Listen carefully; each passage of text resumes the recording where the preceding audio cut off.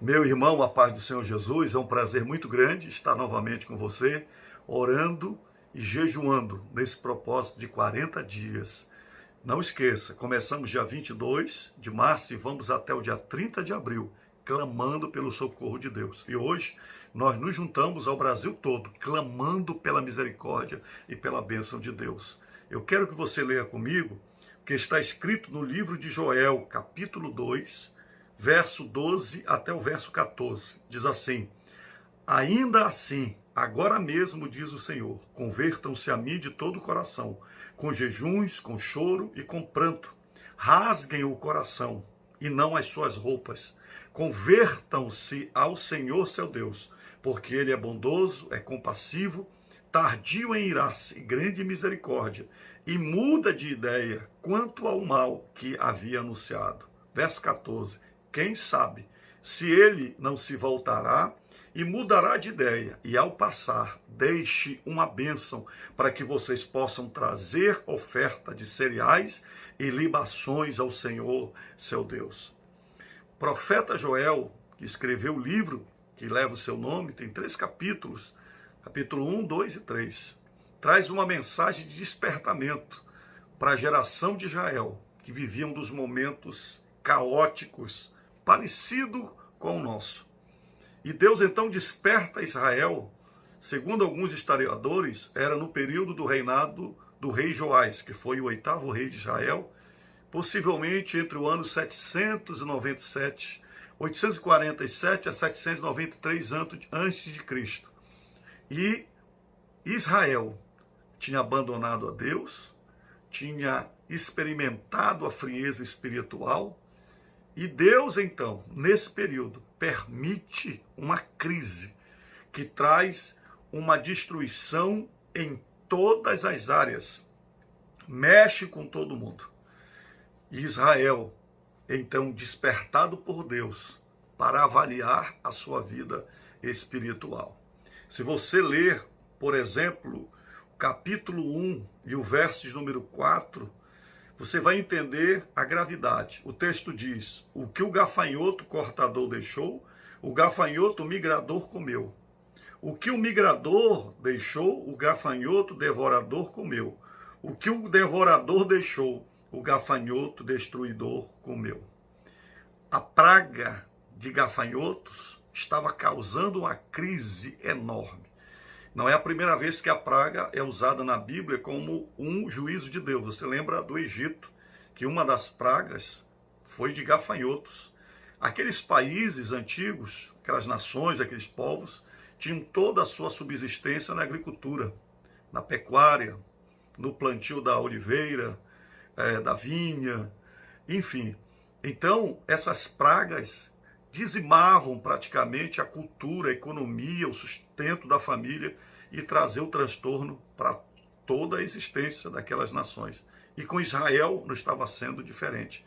E capítulo 2, verso 11, diz que aquela praga tinha permissão de Deus.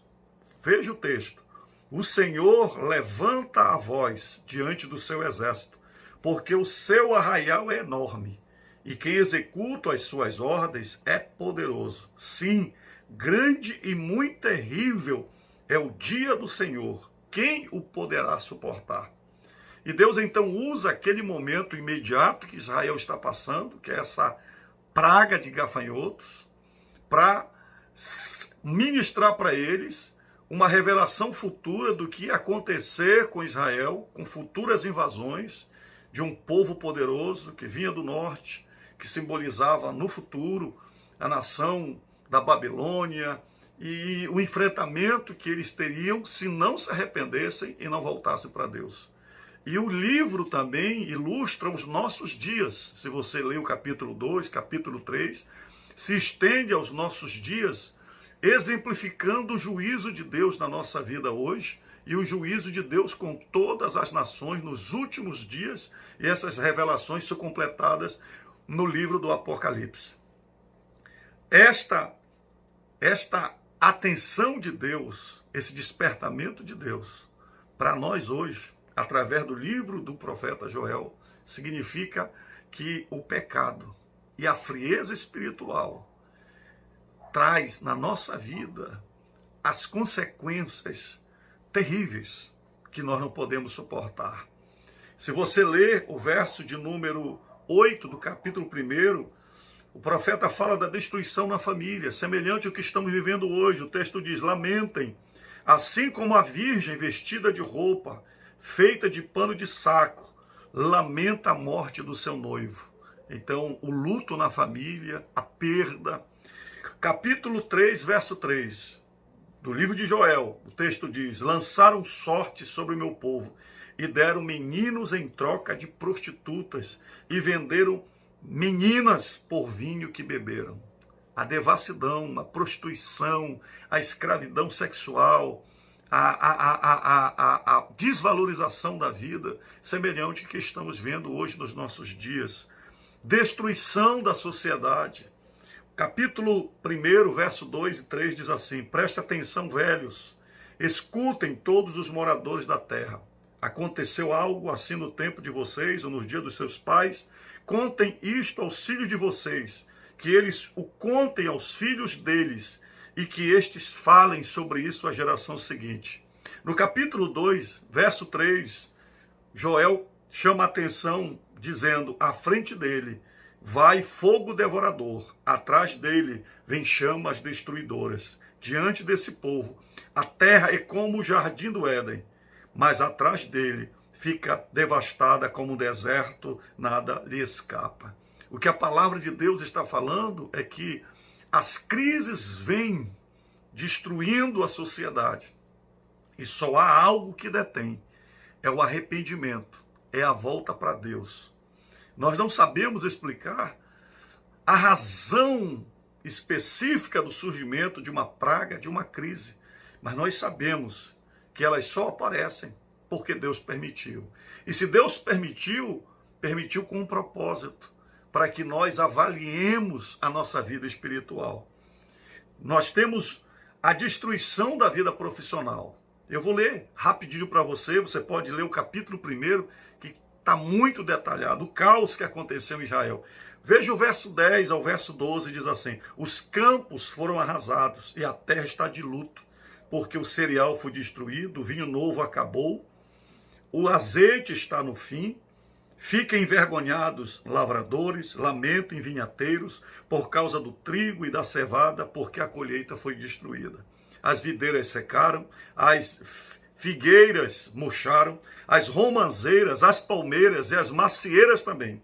Todas as árvores do campo secaram, e já não há alegria entre os filhos dos homens. Você observa que cada uma dessas árvores eram importantes para o cultivo, para a agricultura de Israel. O azeite, o vinho, enfim. E eles estavam indo à falência. As fazendas estavam fechando. Semelhante ao que está acontecendo nos nossos dias, as fábricas, o desemprego anunciado. E Deus está olhando para nós, para que nós voltemos a depender dele e não da nossa capacidade econômica, não da nossa presunção, do nosso orgulho. E a destruição da vida espiritual. Se você ler o verso 9 e 13 do capítulo 1, o texto diz assim: na casa do Senhor foram cortadas as ofertas de cereais e as libações. Os sacerdotes ministros do Senhor estão enlutados. O templo estava vazio. A praga era tão grande que não tinha nem mais ofertas para oferecer no templo de Deus, porque o povo não tinha nada para oferecer a Deus. Sacerdotes vistam roupa feita de pano de saco e pranteiem. Ministros do altar lamentem. Ministros do meu Deus, venham e passam a noite vestidos de pano de saco, porque no templo do seu Deus não há mais oferta de cereais e libações. O povo estava tão pobre, na miséria. Os gafanhotos estavam comendo tudo, que o povo não tinha mais o que ofertar a Deus. Escutem bem, isso com a permissão de Deus. Sabe, querido, esta crise que nós estamos passando, com a permissão de Deus, porque Deus está no controle de todas as coisas. Se Deus não quisesse, ela não teria vindo. Deus permitiu. E nós devemos avaliar a nossa vida. E a solução dela, que pode durar 1 mês, 2 meses, 3 meses, está na mão de Deus. Mais do que lavar a mão no álcool gel, mais do que tomar banho, mais do que o isolamento social, tudo isso devemos fazer. Mas principalmente é o que nós lemos no início e o que Deus recomenda. Convertam-se a mim de todo o coração, com jejuns, com choro e com pranto. Rasguem o coração e não as suas roupas, e convertam-se ao Senhor seu Deus, porque Ele é bondoso e compassivo, tardio em irar-se e grande em misericórdia, e muda de ideia quanto ao mal que havia anunciado. É por isso que estamos na presença do Senhor, para clamar, para suplicar a sua bênção. A meditação desse texto nós vamos fazer amanhã e depois de amanhã, porque eu quero que você mergulhe na vontade de Deus, o que Ele quer hoje para o nosso tempo de arrependimento e humilhação diante dEle. E eu quero dizer para você que hoje é tempo de buscar ao Senhor, tempo de orar, tempo de jejuar e tempo de se prostrar diante de Deus com a sua família. Ore comigo. Pai, em nome de Jesus, nós estamos em tempo de crise, Senhor. E mais do que confiar nos homens, mais do que confiar na capacidade da ciência, nós queremos confiar em Ti, Senhor. E queremos nos arrepender dos nossos pecados, pecados dos nossos filhos, pecados pessoais. Nós queremos rasgar diante de Ti, Senhor, nosso coração. E nós queremos nos arrepender, Senhor, de tudo aquilo que está errado na nossa vida e que não está de acordo com a Tua vontade. Tira de nós, Senhor, tudo que não Te agrada. Remove, limpa, purifica-nos, Senhor. Trabalha no nosso coração. Senhor, que o Teu Espírito venha transformar o nosso coração para sermos conforme a Tua vontade, Senhor. Nos purifica.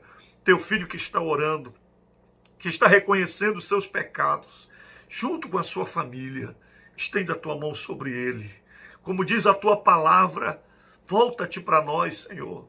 Deixa uma bênção atrás de Ti, meu Pai, que esta crise pela qual passamos, este momento difícil, Senhor, nós possamos atravessar e vencer pelo poder do Teu nome, Senhor.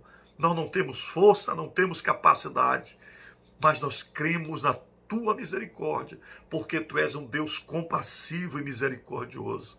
Dá provisão para o Teu filho, se está desempregado, endividado, nesta hora da crise, em que o desemprego, Senhor, está avançando, mas Tu és o Deus da provisão, e nós queremos o Teu milagre, e pedimos a Tua bênção, em nome de Jesus. Amém, Senhor. Deus te abençoe, amanhã estaremos juntos, novamente em nome de Jesus, orando a Deus.